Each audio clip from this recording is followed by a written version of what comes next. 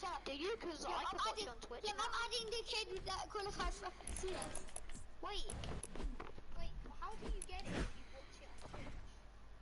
What? Oh, no, you had to watch the first one. Did you? No, you have to watch it on your PS4, I think. Yes, we're in the first game, guys. Hey, let's go. I'm loading in. Wait. Shoot. Oh, he gets a kill on the game. Oh no, who is that? No, this is a recap of Heats.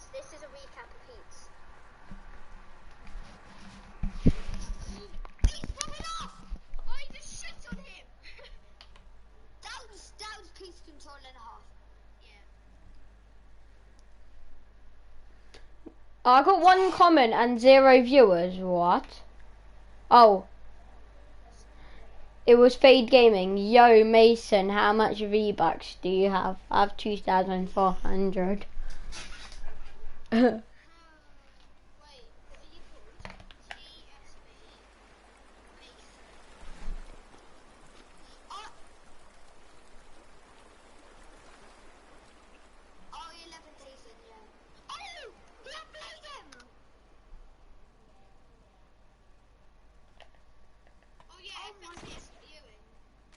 This guy's shitting on everybody, look.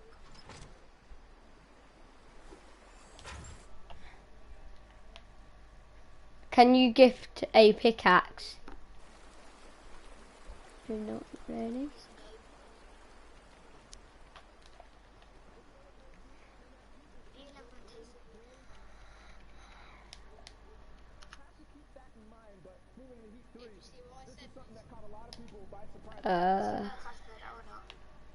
Clemstone, what's up? We love FNCS viewing parties.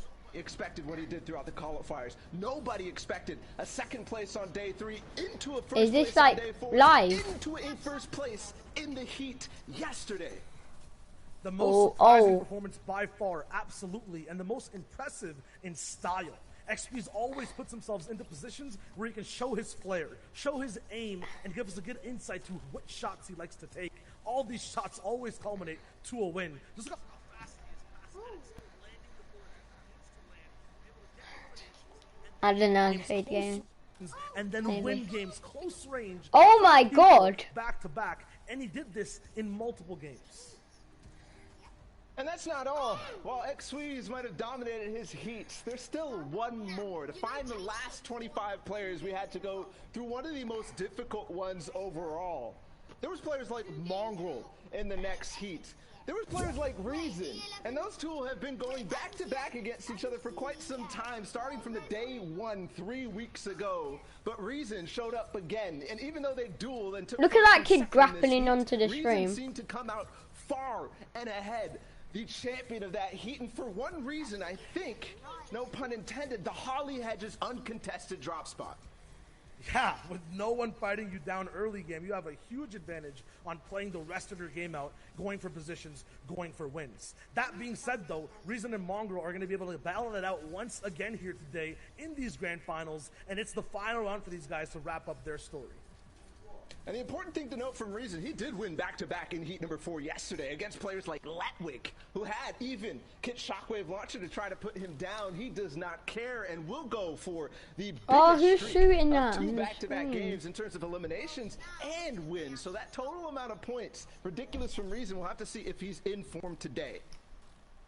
That's the biggest question across the board, right? Who is in form? A lot of these players, they already know the field. They've already scouted each other out, and just like we've done our research, they have like, bro, whoever's doing this is honestly a bot, because they don't really care about FNCS. With that being said, guys, it is time to get into the first game of the day here in EU. So let's get ready to toss it over to our casters. You're doing it now, Clem. And Sundown to take us through all the action. Gentlemen, over to you. Ladies and gentlemen, boys and girls, Jonesies, Bonesies, he's, she's, theys, and thems, welcome to the first game of the FNCS Grand Finals in EU. And I hope you got your popcorn ready, whether it's literally or the emote in Party Royale, because this game is about to be a blast. I am ready for seeing all the action unfold. I hope everybody's got their favorite emote out, whether it be take a seat, whether they're with their closest out raving. I'm ready. I know you're ready, Sundown. It's going to be amazing. Enough from us. Let's take us into game number 1. The analyst desk set it up so well. Shout outs to Zeke, Bala, and Showager. But now we're into match number 1. This is it. 6 games to decide who will walk away with that Axe of Champions. Who will be the top player in arguably the most competitive region in Fortnite. It does have the most participants, and there's $800,000 up for grabs here. And here's the initial drop spot.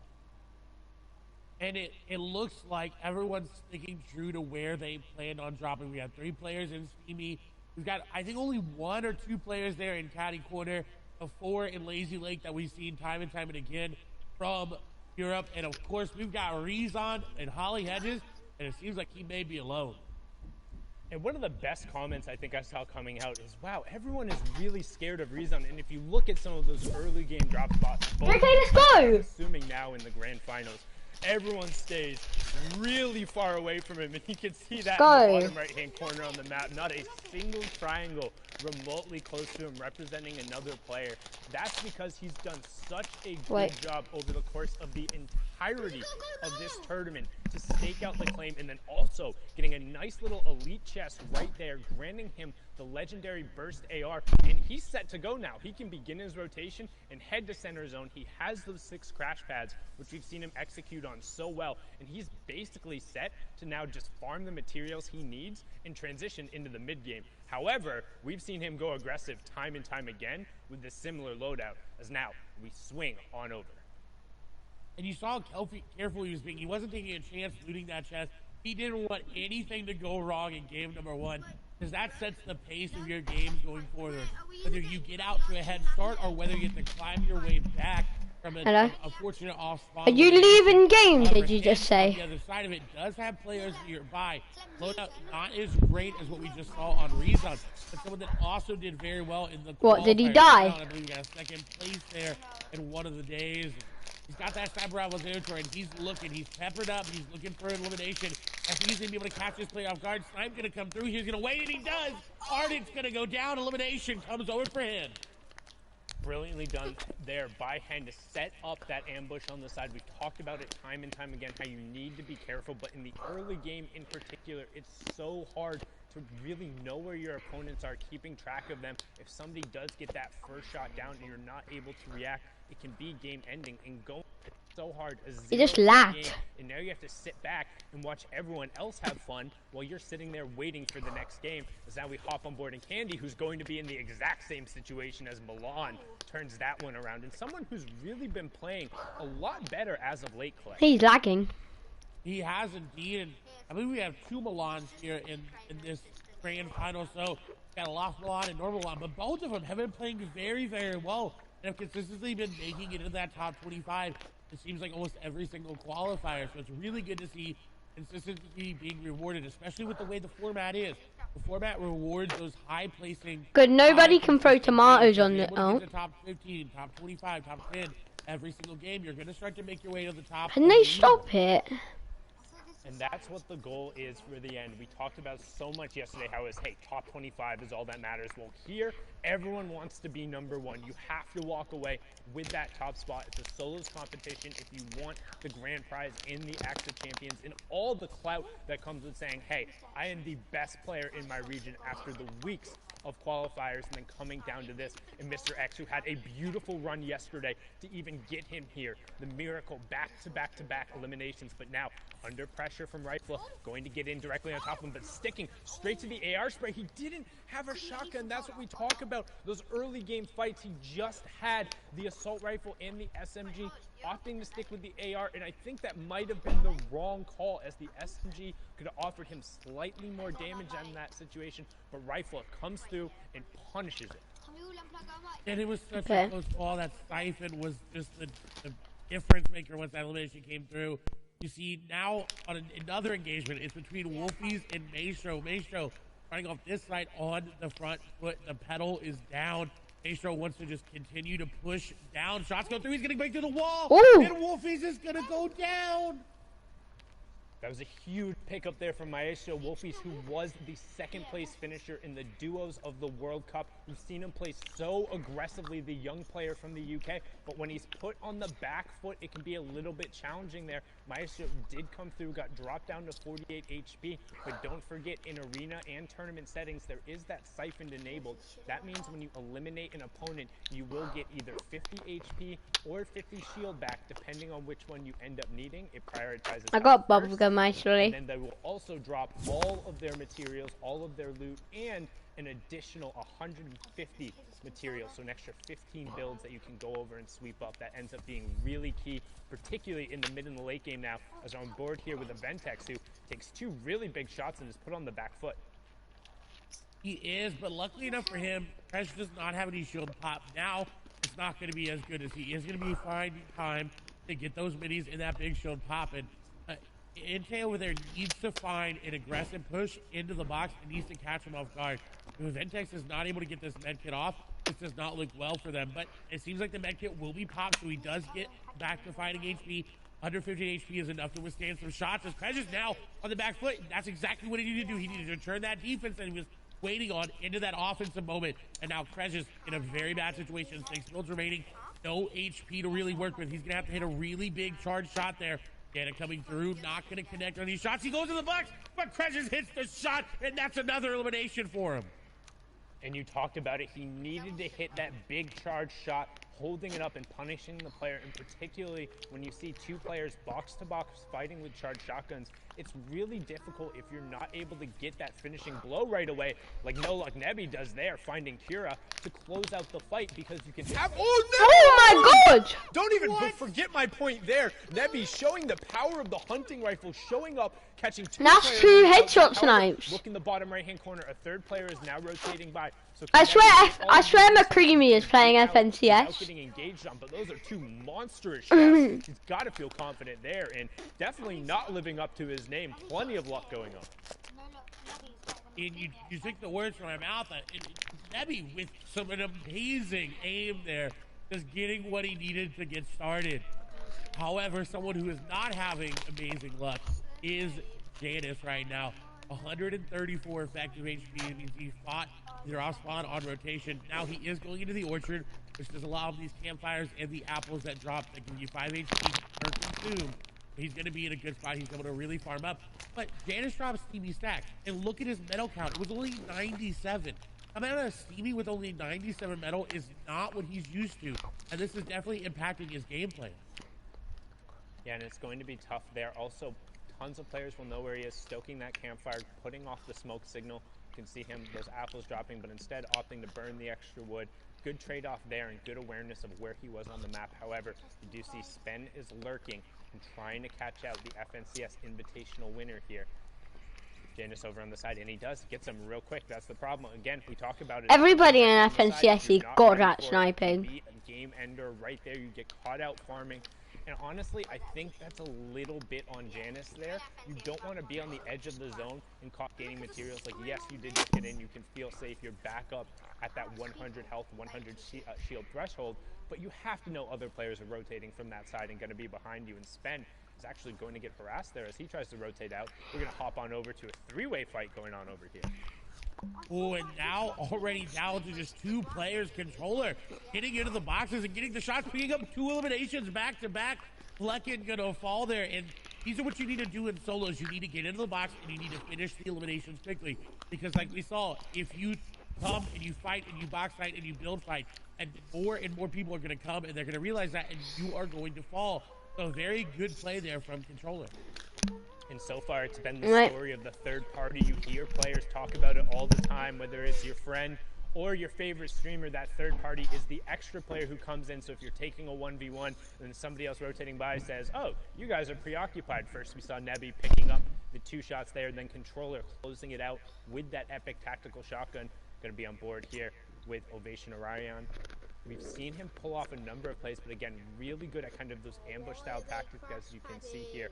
Trying to set up a little bit on this player who's rotating in front of him. You can see the map in the bottom right-hand corner. That is the next storm zone revealed. So you can see we're pulling a little bit central. We're just kind of south of the authority, or just over the authority, with a little bit of a southwestern side there. So most of the players will have time. The Slurpy Swamp players will have tons of priority, and Storm Surge has just turned on, which is something you might not be familiar with if you're watching.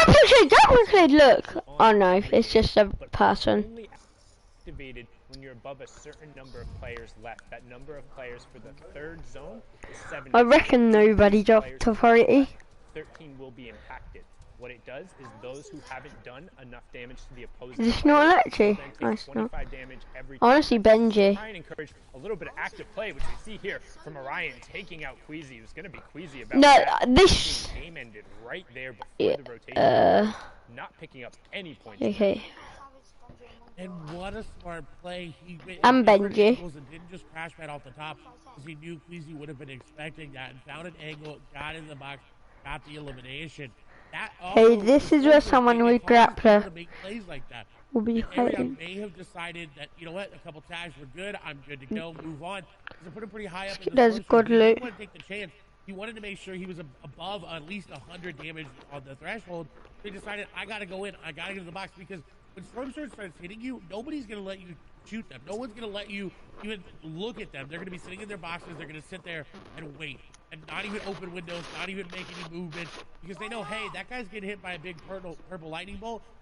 We can't attack him. Well, all of a sudden Phoenix is actually going in, but maybe a little bit of a misplay as he gets eliminated.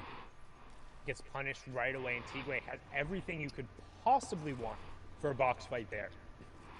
I mean, just look at the loadout, having the epic tactical shotgun, the epic burst AR, crash pads, plenty of shields. So Phoenix might have felt a little pressure to go in and create some space, but Tigwe punishing very succinctly there, as now we swing on board. Milan, Seventor, Kiko, and Anas all directly on top of each other. They become legends. Anas has played incredibly well. Clement also joining in on the party, and this is what we talk about, that Storm Surge. All the players who below, Anas being one of them, are going to be forced to find tags. That damage is going to start coming through. He's going to need to convert on it, and he converts brilliantly there. Anas is only on 1 point.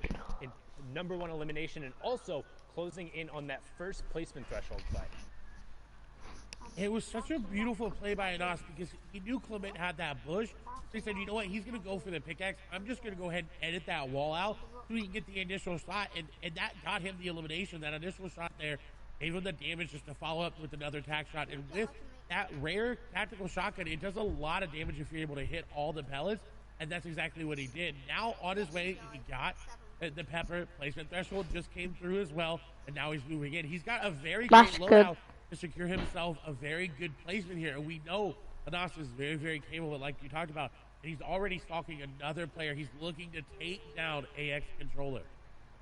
Yeah, and that's Controller 007 from the FNCS Invitational. We saw him have a number of really solid performances. Still needs 3 players to go down from that storm. Someone's crash padded me up. Follow in this rotation path, get as close to center of zone. So, if you're kind of new to watching competitive Fortnite, joining for the first time in Party Royale or Twitch or YouTube or Twitter or watchfortnite.com, what do you care about as you're watching this game as Anas was playing? Mongrel and Thomas HD also picking up eliminations to put us below the Storm Surge threshold. The first thing is whether or not opponents are picking up, people are picking up eliminations. I thought you meant you actually have to go. Player's name that's right next to kind of the little mark there. And that will represent 1 point every single time as they go through. Additionally, you're worried about them picking up placement points. In this format, the first one occurs after 25 players have gone down, then the next one occurs after 50 players have gone down, then it's every 10 and 5 players. So when somebody ends up falling in 41st or 31st or 26th, that's a huge changeover. But now, during the middle part of the game, as everyone's rotating through, what they're looking to do is establish space for themselves, make sure they're safe, and then find tags so they're not threatened by that Storm Surge that we were talking about ahead of time. As now we hop on board here with MCS like Squeezy, who has placed top 25 in 78% of his games this FNCS, best in the EU, and that's something to contrast with the fact that he I should have one viewer. Really aggressive in the early and the mid game. If he gets caught out, he's able to convert. He's had some of the highest elimination totals throughout the entirety of the FNCS, Clyde. And I was going to say, I'm surprised he's not going into this player's box. That's literally just fishing in front of him. Someone else tried it, and he's waiting.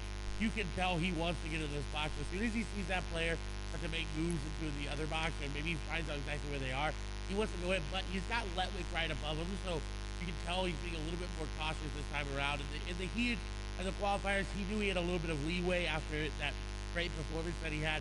He was able to play a little bit more aggressive and still get top 25, which is insanely impressive. Now, the biggest impact of the game right now look at his loot. hit Shockwave launcher in Thomas HC's inventory. He's already got the elimination because of it. He's also He should already win this cleared game. the next zone. He doesn't have to rotate very far, which is really good for him because he only has 94 materials. He only has 94 materials, and he's right by the priority on high zone. This is the 4th zone, which means the last safe What? zone How do you see his maps? inside the current safe zone. After that, the 5th one will be the half in, half out, which kind of signals the transition into the end game as Thomas helps end Sebi's game there. He's going to be sent back and how to queue up after that, and Thomas hits him with a favorite emote. Hey, if you got that emote and you're in Party Royale, mimic it right now. Let Thomas know you're with him and sending him the aid. Scenario. Really good shot to ride this game out. Should I start doing it? After the 4th Yeah, zone, Blado. you want to head super central, so all of a sudden, that half in, half out zone pulls to the south and is on this high ground. He has all the shockwave launcher plus a launch pad plus the mythic charge shotgun. It's going to be really difficult to force him out of a priority position. He's going to be somebody to watch over the course of this game who's going to impact the other players around him. And he's already doing that just right with his AR. He impacted 7. Oh my god, he just got another kill. And this is very, very good for him because he doesn't have to go too aggressive to get. I just want to spectate this kid for the rest of the game, to be honest. Taking it grasp of his surroundings, looking at every possible angle, and getting eliminations. And speaking of that, Mr. Savage. Yes, Mr. Savage. Yeah, and you can see that They just said Mr. Savage's name, so surely they're gonna start spectating him soon. Just about being safe here. It's Why? for the next rotation because that half in, half out is so important in terms of priority. But right now, Reason is 5 below the damage threshold. So once this zone clears, he'll start ticking. You want to keep an eye on the top left and then the He's bottom the one right. that got golden all at the start of the game. 50 players before Storm Surge turns off, and if anybody we're watching is below the threshold, they'll start taking that 25 damage every 10 seconds. And Reason just able to get himself above it with a nice tag there, and he's starting to get aggressive. We talk about the utility of the crash pads. We saw it in the package beforehand in Ball and Child. Talk about how good he can be aggressive on the low ground, and he gets Heatsy there, which is a huge elimination as well because he pulled that half in, half out zone we talked about. Everyone who banked on it being up on the high ground saying, hey, if it pulls up here, I can win the game. Well, they were wrong. It pulled away from them, and they'll be the ones who have to rotate. And then you won't be online when you get back.